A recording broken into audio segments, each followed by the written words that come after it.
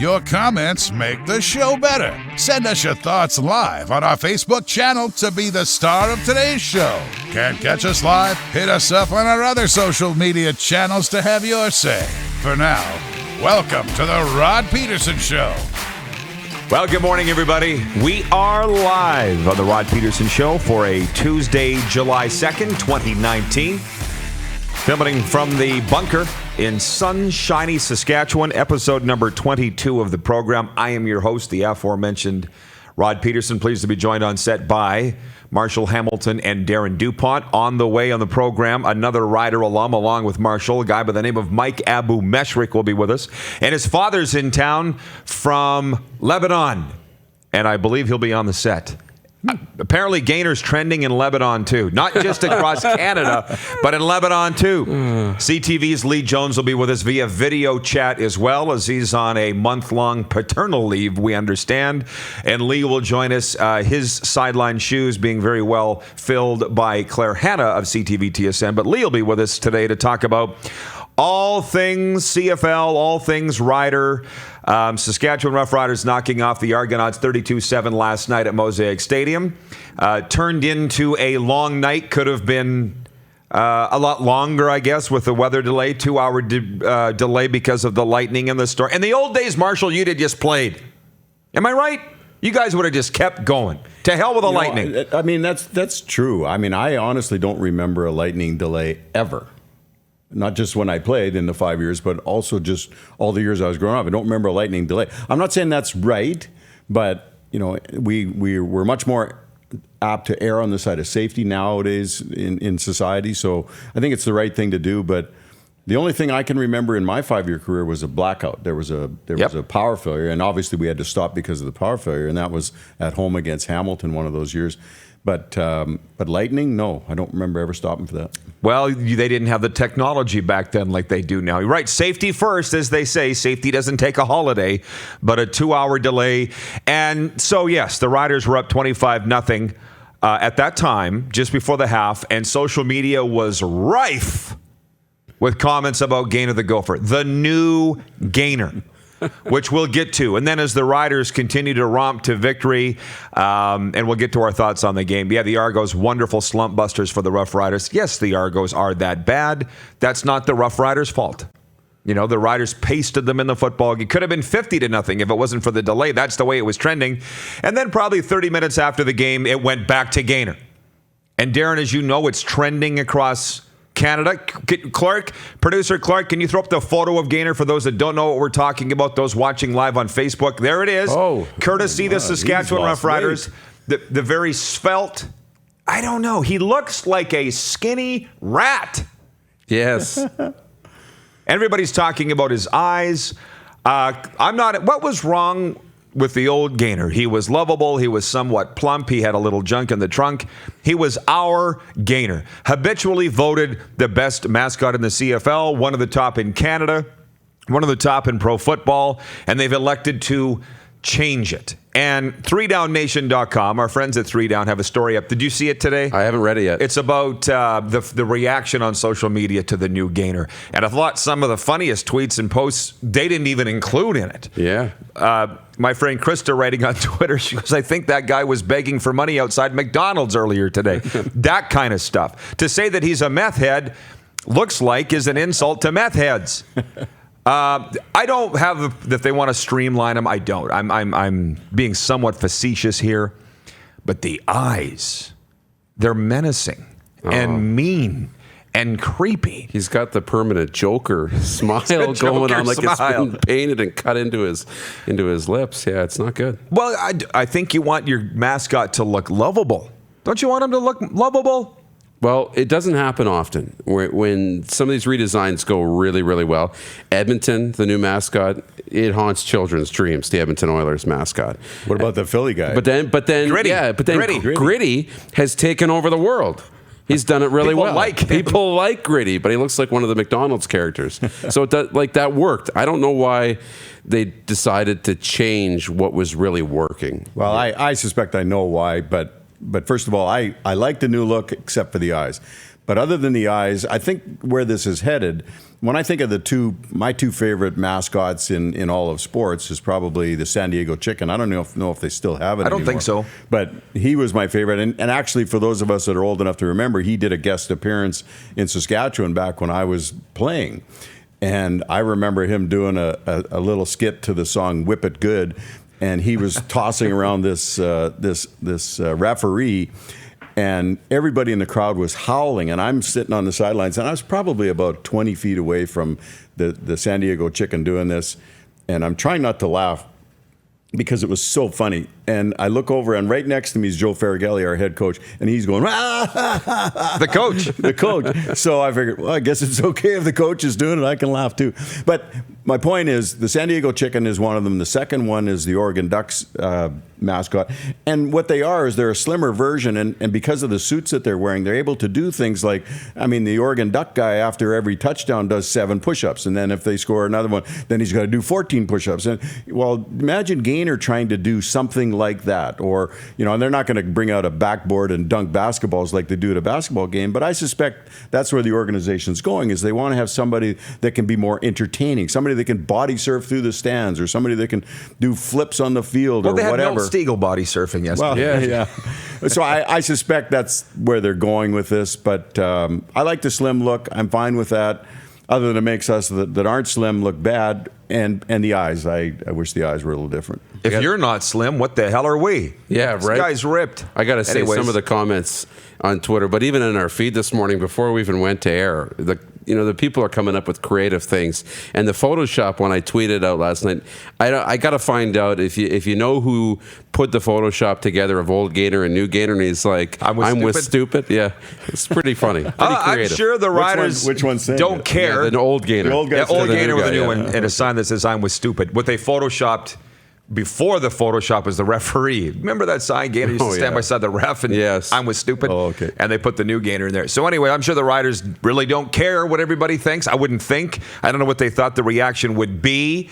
But one of our new sponsors, one of the many, is Capital Auto Mall Universal Collision Center. Thank you for coming aboard. And they're going to sponsor our Twitter poll daily, guys. The question today, what are your thoughts on new Gainer? Thumbs up or thumbs down? 81% giving thumbs down to new Gainer. I'm interested, Marshall, if you say that your problem is only the eyes, the rest are you okay with? How would you vote in the Capital Auto Mall Universal Collision Center poll? Well, before I answer the question, first of all, I'd like to say that when you make change like that, we're a change-resistant society. So I would predict this is going to be 80-20. I like the old Gainer better. But give credit to the new Gainer. The new Gainer we haven't had a chance to fall in love with him. All we've seen is the slim look and these eyes that everybody thinks is creepy. Somebody should be driving a candy van. But he's a guy that I think we're going to start to fall in love with when he starts doing different antics, the kind of antics that you can only do if you're in a slimmer costume, so to speak. So I would vote for. I like the new Gainer. But let's wait to see. Let's do this poll at the end of the year and say, which did you prefer, the old Gainer or the new Gainer? Right now, it's not a fair competition. There is a petition going around, by the way. It might not last the whole year. Well, I'm not politically inclined, as you guys know, and I think the viewers know. So I don't really know, but I don't ever remember a petition causing change. And I'm sure I'm completely wrong, but the ones that I know haven't. For instance, there was a petition going around to get John Lynch into the Plaza of Honor. Joe Loomis was the guy. Brad Wall signed that amongst a couple of thousand names. Didn't get him into the Plaza. Like, is a petition going to bring back the old Gainer? I don't think so. I don't think so. On the Facebook feed, rolling in, Dallas says Saskatchewan hates change, and it's super annoying. From Derek, my Spanish wife wants everyone to know the J in Fajardo is an 8 sound. Well, Derek, tell your wife it's Fajardo. Okay? I've been at events with the guy. This is how he wants it said. Like June and July aren't said Yoon and July in Canada. He's in Saskatchewan. It's Fajardo. So please tell your wife to get with a program, not us. The comments rolling in. By the way, another new sponsor, Prairie Mobile Text Line, Dupes. We got that rolling. Oh, yeah. You can text the show at any time, 306-840-8777. That's TPRS, The Rod Pedersen Show, TRPS. 840-8777. You can reach us here. I don't know. I'm not done with Gainer, but it's a theme we can continue throughout the day. It is, well, actually, Daryl Davis wrote a column this morning, CJME.com, that the mascot controversy has overshadowed a tremendous game by the Rough Riders. And he would be correct in that. You taped the game, Marshall. Tell our viewers, if you don't mind, how you didn't see the end of the game and why. Well, first of all, let me do a quick shout out. There's a 1% chance my wife is watching. And if she's watching, happy anniversary, honey. It's our 36th wedding anniversary today. Kudos. Michelle. Wow. Michelle, yes, Michelle. Yesterday, Michelle, who's from Southie, and I went with some friends and played in the Southie Pickleball Tournament, which was a fantastic event, a lot of fun, played a lot of pickleball, had a lot of fun. And they had the game on the big screen when we were having dinner that night. I knew I was taping it at home, so I didn't pay as much attention to it there as I did. So I get home, tired from playing pickleball, get out the PVR, start watching the game, get through the first half, and as you know, 2-hour rain delay, and then I'm going, uh-oh, is my PVR going to record the rest of this game? So I ended up only being able to watch the first 3 quarters because of the rain delay and who could have anticipated a 2-hour rain delay and set your recorder to go that far? I didn't know the weather was coming like that. Did you guys? I knew when we were done setting up, I could see it black off in the distance. But before that, during the day, had no idea. I got to check my weather apps more closely than I have been. Anyways, sorry, Marshall. Even the weather, continue. no, that's fine. But even the weather that I experienced as we were driving back from Southie and the weather we had at Saskatchewan Beach, we had weather, same as Regina, but it was a lot shorter. So Regina had a longer, the fact that it was a 2-hour, to have a half an hour lightning delay, I get it. An hour, I get it. 2 hours, that's a long lightning delay.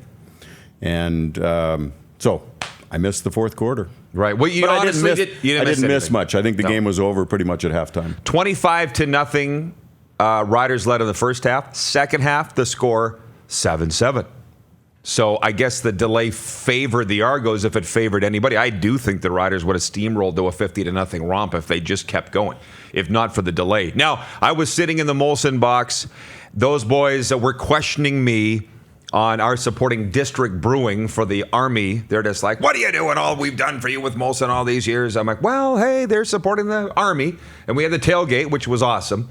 Anyways, I'm visiting with Rusty Hardman, and all of a sudden I see the Argos trotting into the locker room. I'm like, oh, it's halftime? And it was like minute 29 to go, I think. Yeah. And he's like, this isn't halftime. There's a storm. Oh, okay. So anyways, went back. I was in the Capitol Suite, so thank you to Capitol, one of our newest sponsors. I would hated to have been in the crowd during that. And I saw photos of people on the concourse that looked like they were herded cattle, And if you're claustrophobic, it would have been horrible.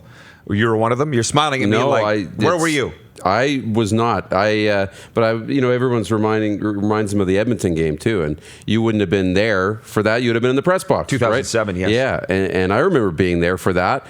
You had people with popcorn buckets on their heads trying to stay dry during the game in Edmonton, but it was really cool once that game resumed, and another.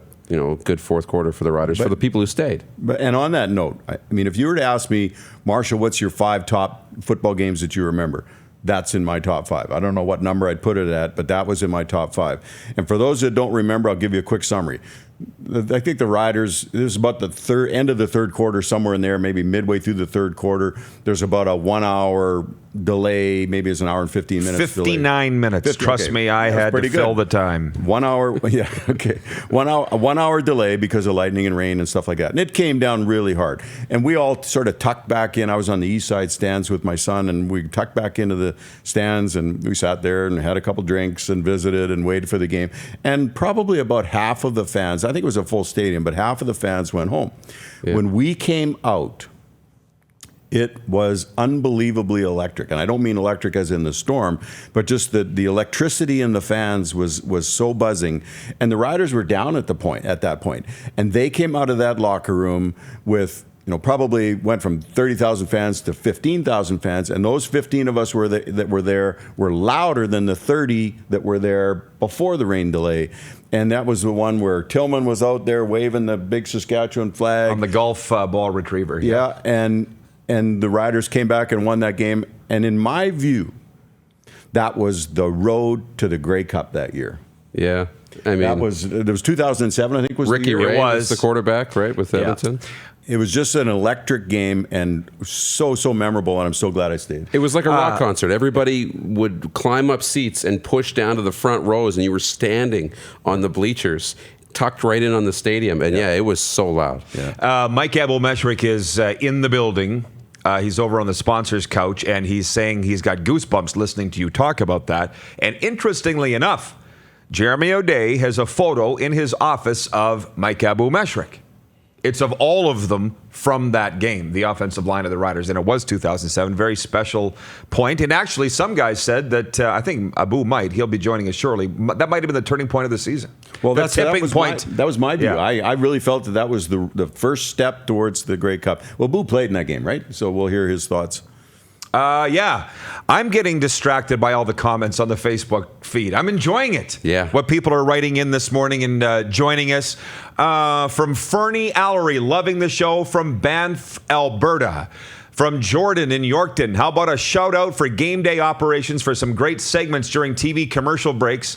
Used to be TV ads blaring over loudspeakers. I was paying attention to that, and that was enjoyable. The Rider players singing karaoke, These Eyes. You wouldn't have seen that, Marshall, because you were not there, but there was some fun things. The bloopers, the fan bloopers and stuff, so that was cool. Again, updating the Tuesday Capital Auto Mall Universal Collision Center poll. What are your thoughts on new GAINER? 80% thumbs down, 20% thumbs up. I don't anticipate that's going to change much as the program goes along today. This is the opening warm-up, by the way. In a moment, we'll take a break. Dupes will go do Dupes things, and Abu will join us. But there was a couple other things I just wanted to mention on the weekend that we'll get into with Abu. And Darren, give me your thoughts. Actually, you were coming home from Kelowna. I don't think you saw the Calgary-BC game. You know what? Caught it, a good chunk of it in the airport in Calgary. We had a layover as that game started. So saw it, and then as I landed back in Regina, all of a sudden Calgary was back in it, and they were leading the football game. So I saw the finish, and I saw most of the first half, and I saw the finish. Well, they're telling me that warm-up's over and we need to get off the ice. So we'll delve into this more deeply with Abu later, because I was at a birthday party with him Sunday. We were discussing what looked like Mike Riley blowing up at his teammates at the end of that game. We all had different opinions on that. Shocking. And life would be real boring if we all saw things the same way. And I'm sure, Marshall, you have your thoughts. Actually, I got the scores here. Friday night, Hamilton blows out Montreal 41-10. We mentioned Calgary comes back to beat BC 36-32. And way back on Thursday, Canada's game of the week, Winnipeg Blue Bombers improved to 2-0, beating Edmonton 28-21, their first loss of the season for the Eskimos. As they said to me at Regina Beach on the weekend, or specifically Glen Harbor, they said, yours is a CFL show.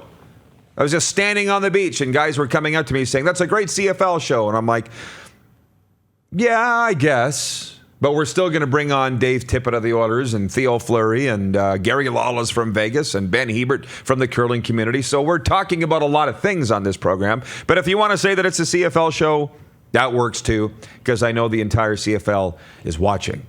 You're watching Rod Pedersen On Demand.